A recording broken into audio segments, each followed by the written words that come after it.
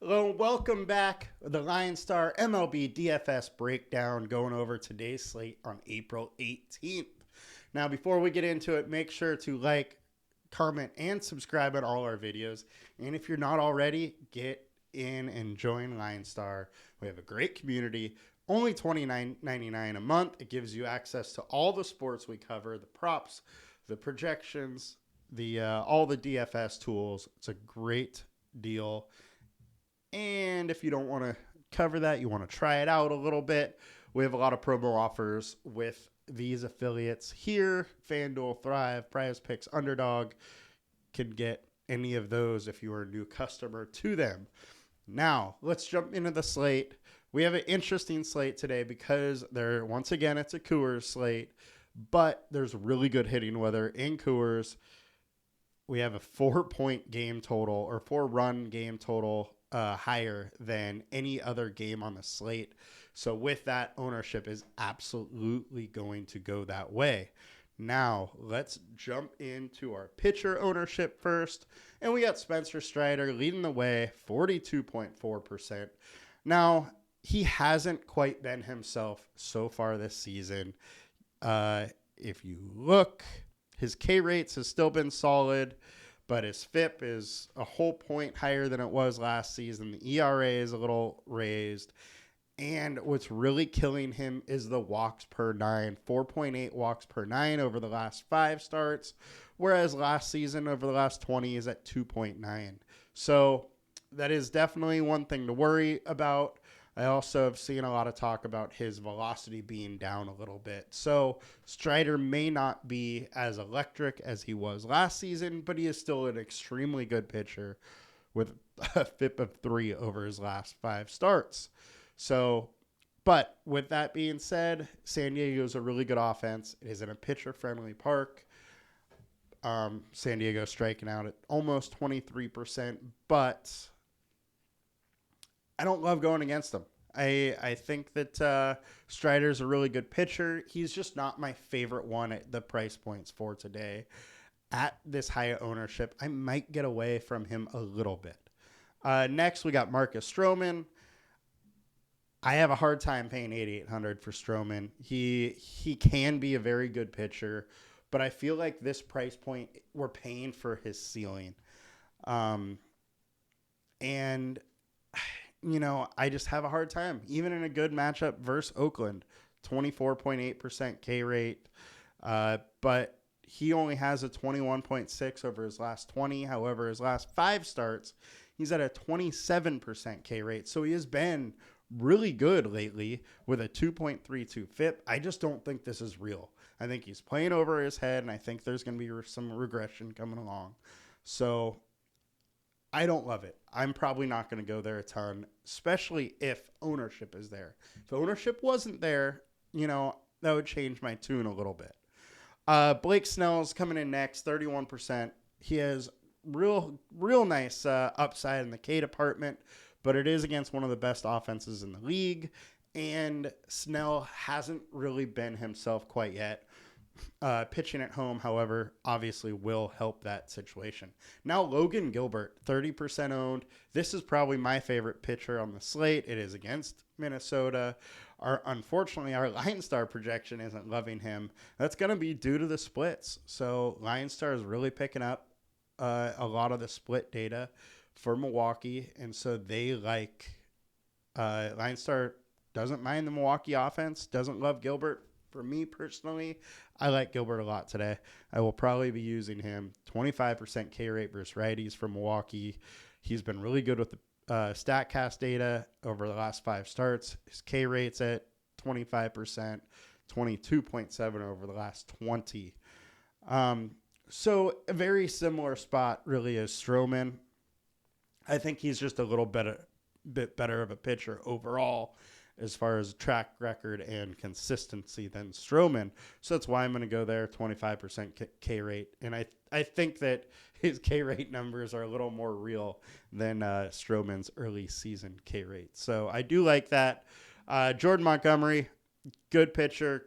Diamondbacks somehow keep doing it, but this is another guy where I think we're kind of paying his salary at $9,500. paying his peak. And I think Clayton Kershaw might be going a little under-owned at 10K. He reached 100 pitches last game, so he could be fully stretched out now. We know he is a really good pitcher with some upside. And so if ownership doesn't go there, I'm kind of intrigued. Chris Sale is one that's very interesting to me. Now, Sale has had some really good strikeout stuff so far this year. 6.76 for his 3-game strikeouts, but he keeps just getting blown up. So if he can figure out how to not make those couple mistakes that he's been making, he could have a really big game against this Minnesota offense. Unfortunately, we do have a poor ump for him, and Minnesota's been good versus lefties, so I totally understand if you don't want to go there. And honestly, it is a very risky pick, but at low ownership, with the kind of upside that he has, 27.9% combined K rate, and pushing 30% K rates over his last 20, I am definitely intrigued. He is a guy that at this price could win you a tournament. It's risky though, and in the game of GPPs, I'm okay to take that risk. Josiah Gray is similar to Sale, but I don't like him quite as much. So now let's get into the FanDuel ownership. We'll go through that real quick for pitching. And big surprise, Strider leading the way, Snell, and then Gilbert. I would probably be all over Gilbert in this. Wouldn't shy away from Strider. I think Strider's a great pitcher.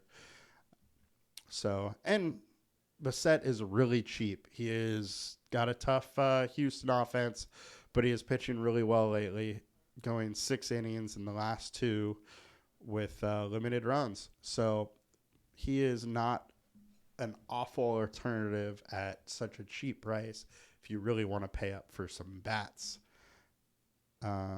Now let's jump into our stacks. Good old stack attack. And to no surprise today, the highest owned is going to be the Pittsburgh Pirates. This Colorado game is going to get crazy ownership. Now, it's showing the highest ownership is 109 for this 5 stacks. I just think it's going to end up being much higher than that. So watch ownership throughout the day. I think this game, Pittsburgh and Colorado, are going to get crazy high ownership. Now, personally, I like whatever one is less owned. I think both of them have equal opportunity to go off, and they're both in a really good spot today with this type of hitting weather. However, the hitting weather only benefits you if you're able to hit the ball. They should be able to, because both pitchers are not the best, we'll say. Now, if you look at our highest projected, once again, it is showing Pittsburgh, but if you see, the highest projected is not our highest owned. So that is really interesting. You might be able to get a little different with using the Pittsburgh or Colorado offenses. So I do like that. I think Pitt's in a great spot. Colorado is also in a very similar spot. Another ones that are coming in, I do like Texas. I think the Cubs have been just red hot lately, and they have a good matchup. Waldichuk has been giving up a lot of home runs. I think it's 4.2 home runs per 9. So if that's the case, you can absolutely go there, allowing 2.38 fantasy points per plate attempt for Waldichuk as well. So that's really nice. And you can see if you go with the fantasy points per minute, Cubs are all over this stack. And if we go to the value, we're getting a ton of Twins. I talked about Chris Sale as a possible cheap pitcher to use, but I also like the Twins as a stack. Like I said, this spot is one that is a ton of variance. The Twins could go absolutely nuts for Sale. Sale has been bad. He's been letting runs. He's been letting base runners on. Couple home runs happen, and this Twins offense could absolutely jump on Boston, especially when there is 10, 15 mile an hour winds blowing out to, I believe it is, right center. So Twins are in a good spot.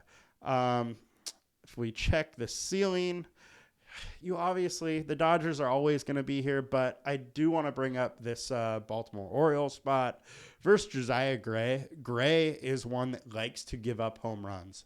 So we could see, 2-3 home runs off him for sure, especially in Washington Nationals ballpark and not the Baltimore Orioles ballpark. So we get a little bit of a ballpark bump up for the Orioles. Pretty high, 4.9 run total. I like this spot for them. Gray is 6.25 FIP. So they're in a really good spot. And also their hitting info and splits all support that as well. So I do like the Orioles as well. Pretty interesting slate today. I think there's a lot of ways you can go. Colorado, Pittsburgh's going to get a ton of the ownership. But you don't have to go there. And if you do go there, make sure you're trying to find something that's less owned, maybe a less owned little stack or a less owned pitcher. Just try and get a little bit different so your lineup's not duplicated 100 times. All right, guys, that will do it. Thank you for joining me today, and I will see you tomorrow. Have a good one. Bye.